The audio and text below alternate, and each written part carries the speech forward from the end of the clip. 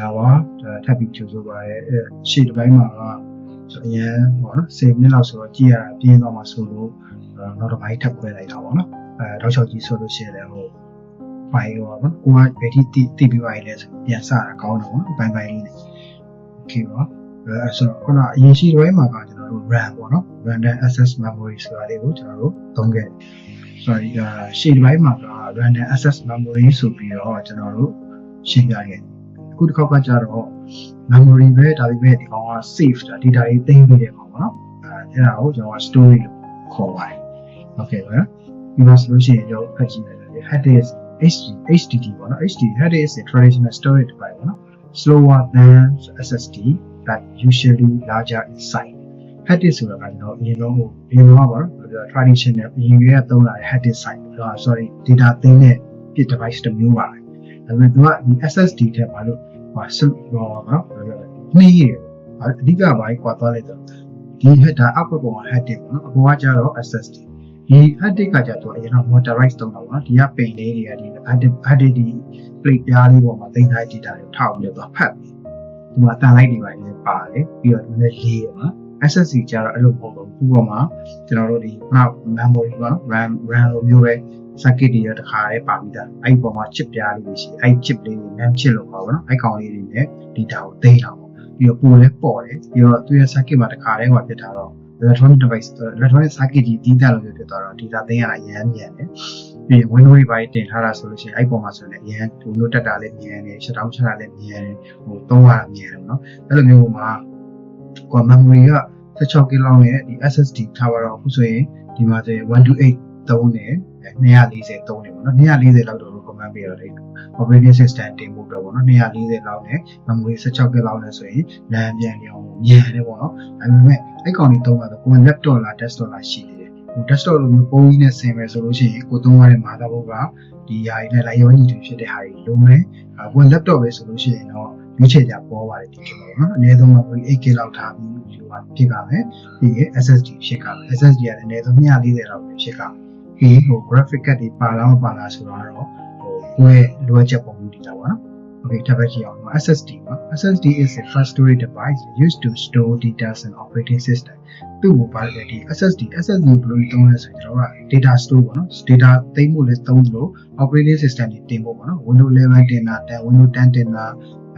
Linux ပေါ့နော် Linux Linux OS တွေတင်တာမျိုးအဲ့လို operating system တွေတင်လို့ရတယ်ပေါ့နော်အဲ့လိုနေရာတွေမှာတုံးတယ်ဘာဖြစ်လို့လဲဆိုတော့သူကအရင်လည်းညံတယ်ဟုတ်နော် software တွေဖွင့်မယ်ဆိုရင်လည်းညံတယ်ပြီးရင်သူကအတန်မထွက်ဒီ hard disk မှာဆိုရင်ကျွန်တော်ဆက် Windows ကိုကွန်ပျူတာစဖွင့်လိုက်တာနဲ့ချစ်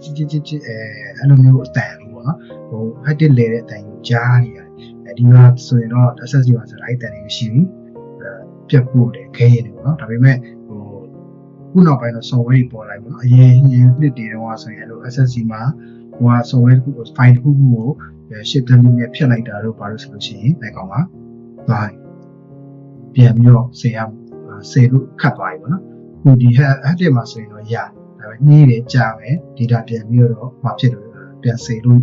အများကြီးရတယ်ပေါ့နော်ဒီဟာကြတော့ဒီ hard disk နဲ့ SSD တွေကိုကျွန်တော်ရှင်းပြထားတဲ့ပုံလေးပေါ့နော်ဒါလေးရှာထားတာပါပဲဒီမှာဆိုရင်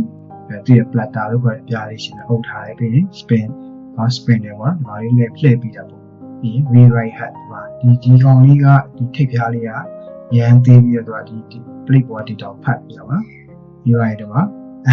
ဒီကောင်အဲ့ plate ဖတ်ပြီးတဲ့ plate ပြားလေးကိုထိန်းနေတော့ပါနော်ဒီသားလေးက actuator အဲ့ဆက်ဆိုတော့တိကျဟိုဖတ်လို့ရအောင်ချိန်ပြီးတာပါနော်ပြီးဒီကောင်ကကျတော့ actuator ကျွန်တော်ဒီပြားမှာလဲနေတဲ့ data တွေကဒီကောင် hard disk ကလဲပြီးဒီကောင်လဲနေပါတယ်အဲ့ data လေးတွေကိုသူကတိကျလေးပြဖတ်ပြီးတော့ပါနော်ဒီကောင်ကကျတော့ SSD ဒီ SSD ကကျတော့အခုဆို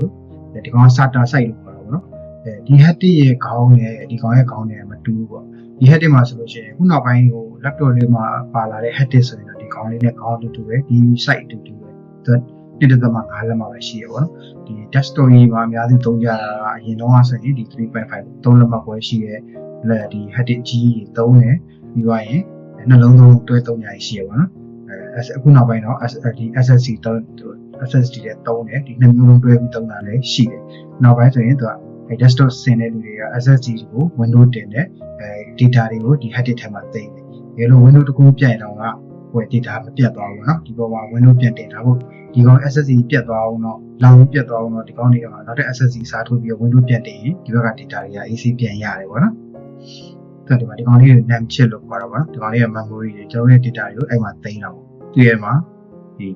main chip ပါနော်။ဒီကောင်ကတော့ control လုပ်တာပေါ့နော်။ data တွေသိမ်းတာတွေထုတ်တာတွင်းတာထည့်တာတွေလုပ်တာ။ Okay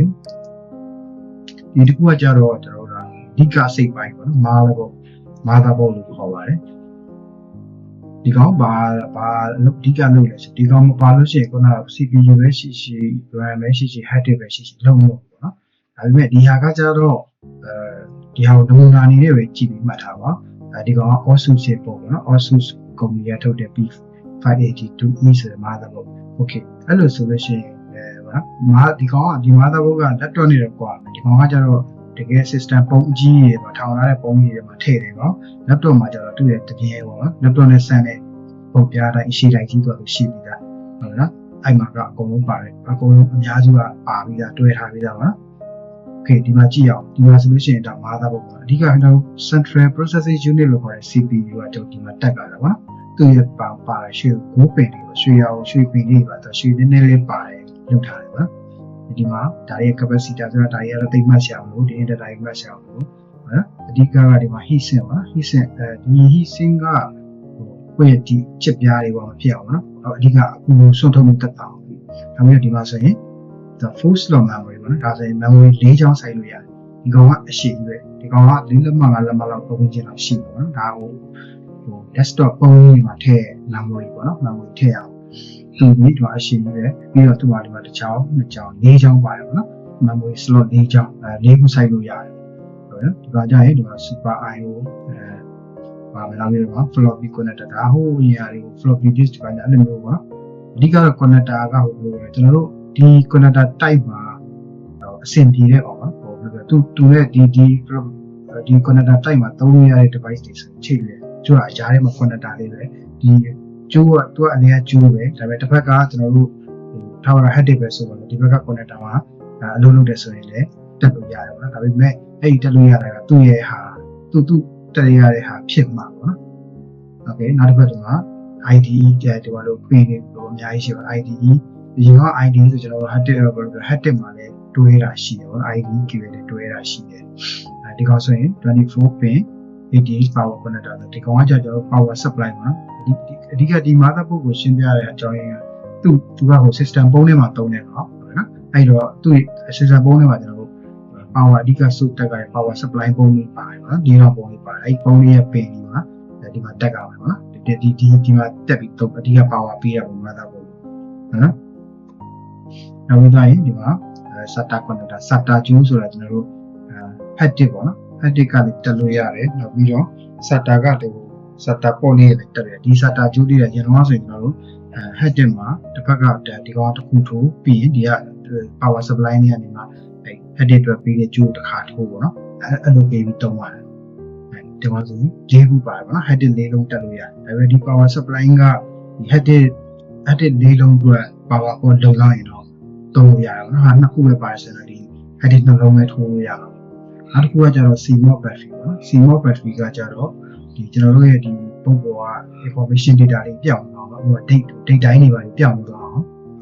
ဟိုမှတ်ထားပေးတာပေါ့မှတ်ပေးဖို့အတွက် like ဘိုးလေးပေးတာဒီကောင်က3ပို့ပဲရှိတယ်အဲ့မှာကျွန်တော်တို့ကွန်ပျူတာဖွင့်လိုက်တိုင်းကျွန်တော်ရဲ့ date ကအခုလက်ရှိအချိန်တိုင်းပဲမှန်နေတာလို့ကျွန်တော်လည်းအလုပ်လုပ်ပြီးတော့နော်ဒီမှာ ATA rate ဒီကောင်ဆိုရင်ဒီပုတ်ကြီးကအရင်ကောင်းတယ်လို့ပြောပြရမှာဒုက္ခဒုက္ခနဲ့ဆိုရင်ခုကတော့ဘယ်ဟာတွေမြင့်ကုန်လဲကျွန်တော်တခြားတော့မသိတော့ဘူး okay ဒီမှာသူရဲ့ site နော် ATA rate တွေပါပဲပြီး system panel connector ဒီဟာလေးတွေဆိုရင်ဒီကောင်ကဟိုဒီ panel connector ကကျွန်တော် desktop ပုံရဲ့ရှေ့မျက်နှာပြင်မှာကျွန်တော် power ဖွင့်လာရှိတယ် USB ထိုးတာရှိတယ်အဲ့လိုမျိုးဟာတွေကိုဒီ pin လေးမှာလာချိတ်ရတယ်နော်အဓိက power button လို့ reset button လို့ပါပြီးတော့ဒီမှာ soft break knob break ပါဒီကောင်ရဲ့အလုပ်လုပ်ပုံကလည်းတစ်ချမ်းစီပါဆိုဒီ knob break ကဒီဘက်သူလုပ်လို့ပြရတစ်ချမ်းရှိတယ်ဒီ soft break ပေါ့နော် soft break ကလည်းတစ်ချမ်းသူလုပ်လို့ပြရရှိတယ်ဒါကအဲ့လိုကြီးတည်ကြအောင်နော်အခုကဒီမှာ serial connector လား serial type 3နဲ့ဟိုဟာလေးတွေထိုးပြရပါတော့ပြီးရင်ဒီမှာ USB head ဒီခါကျ USB head တွေက ဒီကနေမှတစ်ဆင့်ပြန်ပြီးတော့ရှေ့ပြန်ထိုးပေးရမျိုးရှိတယ်နော်ဒီမှာဆိုလဲစတာဟိုအင်ဒီလေးဆိုအစုံပဲပေါ့နော်ဒါပေမဲ့ကိုကဒီဟာကြီးကိုကြည့်ပြီးသွားရင်ဆိုတော့ကိုကဓာတ်ကြီးကြည့်ပြီးတော့ဟိုခေါင်းလည်းမရှုပ်ဘူးကိုလိုချင်တဲ့ပုံစံမျိုးမှာကိုကဘာသုံးချင်တာလဲဆိုတော့အခုဆို AI တွေပေါ်လာငါထားတော့ငါဂိမ်းဆော့ချင်တာကိုဒါအများကြီးလို့ပေါ့နော်ဒါလုပ်ချင်တယ်ဘယ်လိုရအောင်ဒါပေမဲ့အဲ့တော့ဘယ်လိုပစ္စည်းသုံးတင်လဲဆိုတော့မေးချလိုက်လို့ရှိရင် AI ကနေထွက်လာအဲ့မျိုးကိုလိုချင်တာနဲ့ချိန်ပြီးသုံးလို့ရတယ်ကောင်းလားမကောင်းလားဆိုတာကြီးလေကိုကဟိုထားတော့ကိုဝယ်မဲ့ကောင်ကအခုဒီဟာလေးသုံးပါလေးသုံးဆိုသူပြရှင်းပြတဲ့ဟာတွေကိုကိုကတပိုးရိုက်ထားပြီးတော့ဒီမှာမေးလိုက်လေရတယ်ငါဒီအောင်ဆုံးအစီအပြေလောက်လားငါဘာသုံးချင်တာဆိုပြီးပြောပြလိုက်ရတယ် AI ကစစ်ပြီးတော့နော်ခုချက် GPT ကအရင်ကောင်းလာတယ်ဒီမှာဆိုရင် PCI device ဒီကောင်လေးတွေကရုပ်ပေါ့နော် graphic card site တိုင်းလေးရှိတယ်ပြီးတော့တခြား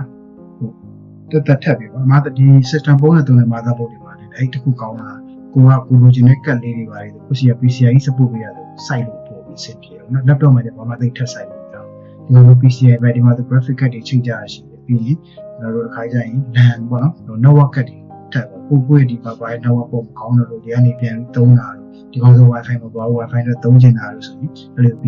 PCI ပေါ်နေချိန်သုံးကြတော့နောက်တစ်ခါဒီကောင်ကကျတော့ဒါကြောဘက်ပါကြောဘက်မှာသူaudio ဘောက်တွေပါမယ် panel တွေပေါ့အစုံမဲ့ကျွန်တော် USB ဘောက်တွေပါမယ် network ကျိုးထိုးတဲ့ LAN ဘောက်တွေပါမယ် display ပေါ့နော် display ကိုမှာကိုကဒီ monitor ပါနဲ့သုံးပါတယ် VGA နဲ့သုံးပါလားပါနဲ့သုံးပါလားအဲ့မျိုးစားပုံဒီဘောက်တွေပါတယ်ပေါ့ okay